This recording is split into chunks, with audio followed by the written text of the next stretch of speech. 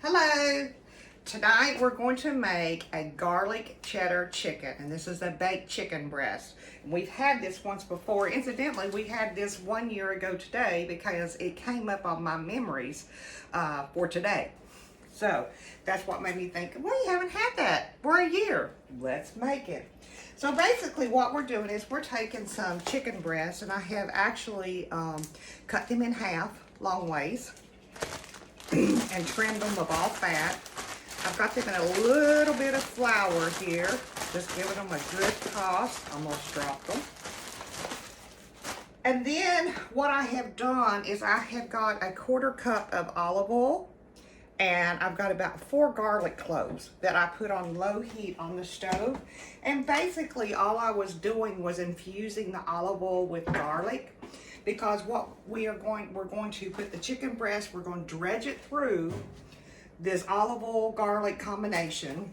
Then we're going to dredge it in this panko, cheddar cheese, Parmesan cheese, and some Italian seasonings, a little bit of salt, a little bit of pepper. Okay? And it's going to bake in the oven at 350 for about 30 minutes. Then we're going to take it out and we're going to broil it for a minute or two just to give the brownness on top of the chicken. Okay, so let's attempt to do this without me getting everything all over the place. We have our chicken breast. Like I said, which I have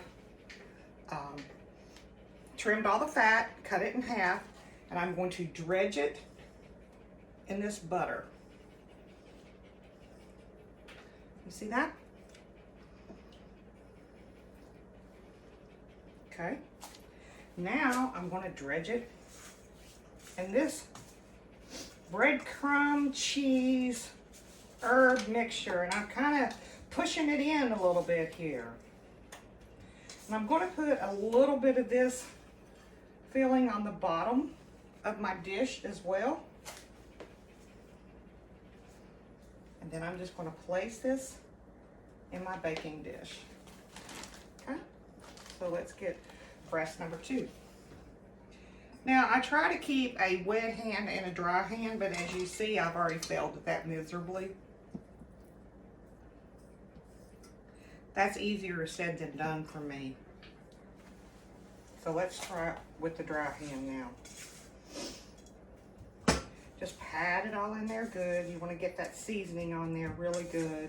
And we're going to use all of this breadcrumb cheese mixture as well, which you'll see here towards the end. Okay, good. I did good that time. Hooray for me. Hooray for me. All right. Let's dredge this in the butter.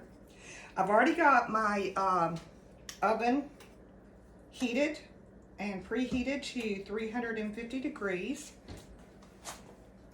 So it's ready to go. Just give this a pat down. I like to sprinkle the mixture on top of it too to make sure I'm getting all the areas really good. Okay. There's number 4, and then here is our last one. Because basically I just did use 2 chicken breasts, and that was it.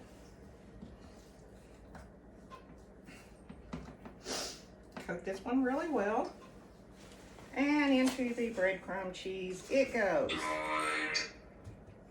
Uh-oh, somebody wants my husband.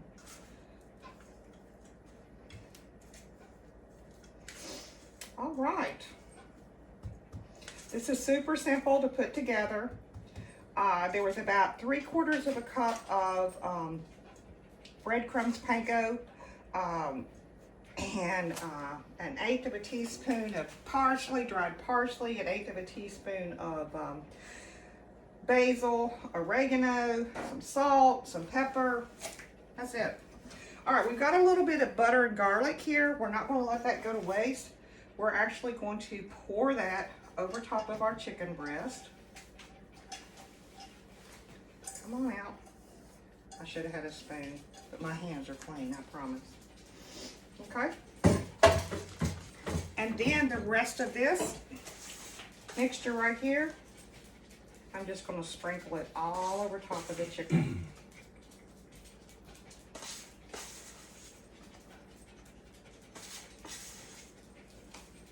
Okay. All right, that is ready for the oven. And we're going to stick that in the oven for about 30 minutes or until your chicken is done to 165.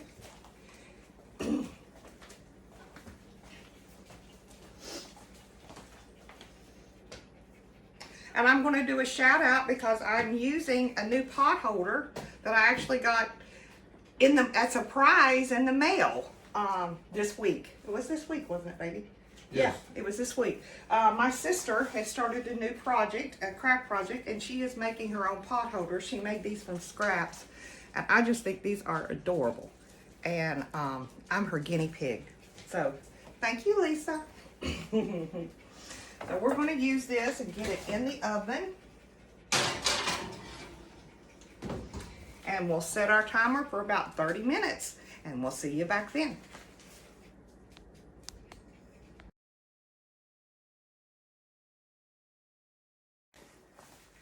Okay, our chicken is up to temp. I had my probe stuck in there, Sean's probe stuck in there. And I'm going to pull it out using my new pot holders. And I am going to be sure and touch this probe with the pot holder because I have made that mistake. And Sean just reminded me as well, don't touch it with your bare hands because I have done that. Alright, so I'm going to move my rack up to the top. And I'm going to turn my oven to broil. And it's going to take it a minute or so to get there. But let's see if you can see that right there. So now we're just going to broil it for a minute or two. And it will be good to go. All right, stick that in the oven. You can smell that cheese, you can smell that garlic and all those herbs together. It's really, really nice. Very nice. Now what we're gonna do is we're gonna pull that out, and then I'm gonna let the meat rest. I've talked about how allowing meat to rest once that it's cooked. And the reason why is because you want all the juices to go back into your meat. If you try to, when I was growing up, steam had to be coming off of it, and it had to come straight from the oven right to the table. Well, I have learned that it needs to rest, and it makes a more flavorful piece of meat, regardless of what kind of it's chicken, beef, pork, seafood, fish, whatever. It needs to rest. Okay? So while that rests, then we're going to work on another dish. And then I'm going to show you how to plate this whole meal together. So we have about 1 more minute. And I can talk about this probe system. I have actually, for those of you that weren't with us from the beginning, I've actually talked about these probes. These are, what's the name? ThermoWorks. And they're remote, they're timers. Sean actually uses this outside on his grill. When he sits inside watching TV or doing another project, and he knows when his meat is up to temp. So they're really a very nice investment. They are an investment, a little bit more expensive. They make different types as well. I use this one a lot as well. This is just a probe that you can use in the kitchen and just stick into your meat or whatever, and it'll give you your temperature. So, yeah. It's an Insta-read. Excuse me, it's an Insta-read. And it is an instant read. I mean, it's automatic. I actually even know someone that didn't have a thermometer during the COVID. Not in my household, but they used it to take somebody's temperature. So it's that quick. That's quick and accurate. Okay, so we 2 minutes. Yum, y'all. Got a little burnt. I got carried away with my story there, but that's okay. turn this oven off. And I'm actually going to cover it and tip this meat so that it can rest. Okay? So I will see you guys back in a few minutes.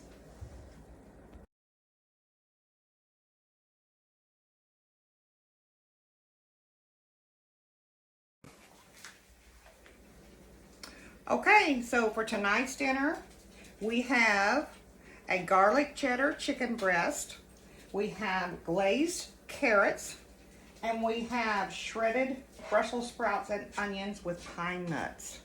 So let me go ahead, everything is ready and prepared now, and let me go ahead and just plate this up. Basically, I fixed Sean's plate first, you know. His plate, I like to eat everything steamy hot, and he wants it lukewarm. So we are polar opposites on that. All right, I dressed my, what's them things called? Shredded Brussels sprouts with my crumbled bacon. I'm giving him some nice carrots and a nice piece of chicken. So there you go. That's a nice Thursday evening meal. And it looks like you spent hours doing it and you didn't. I hope you enjoy this. And remember, 2 bites. Thanks so much.